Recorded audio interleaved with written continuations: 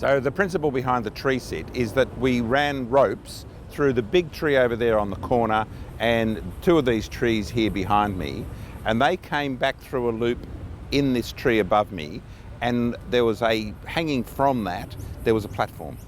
And we could independently climb up the tree using climbing ropes and then pull those ropes up and then just occupy that tree sit.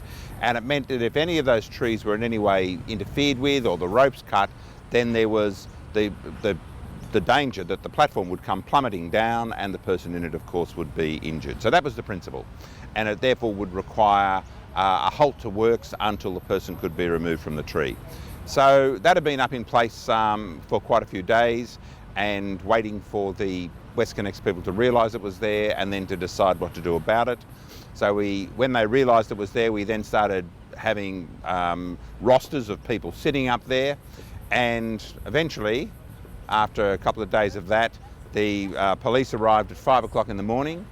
They surrounded the tree. They refused to speak to us, and that was clearly because, in fact, we were committing no offence. We said to them that we were on City of Sydney land. They just said, we've got nothing to say to you. And if we had, of course, attempted to resist what they were doing, we would have been arrested for resist the police, at least. So we just sat and watched, and the police rescue squad came and with a long ladder and went up the tree, and when they got to the top of the tree, this is 5 o'clock in the morning, they discovered Teddy. So they weren't hugely impressed with that.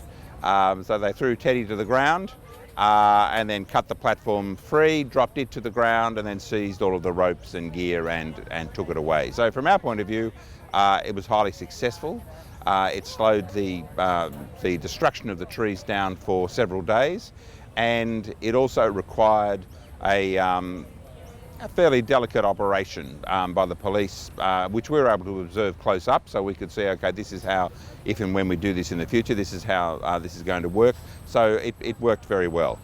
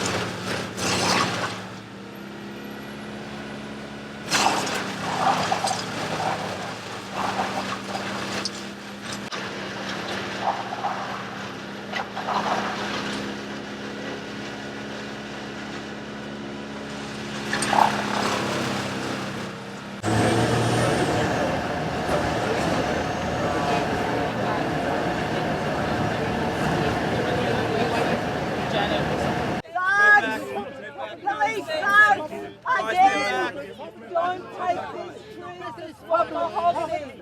We're going to move this to the road and understand what public property is. Don't you all of you! Public property. Move back, guys. Move back, guys. Public property. Don't push. Don't push.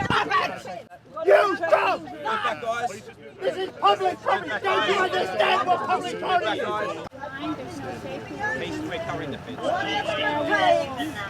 Whatever it takes. We're not going to end the discussion with you. You don't tell us where to move, okay? We're the police. Where did you find them? One over there and one over there. How's it going? Oh, pretty good. We're dealing with people with minimal intelligence here, so nobody knows what's going on.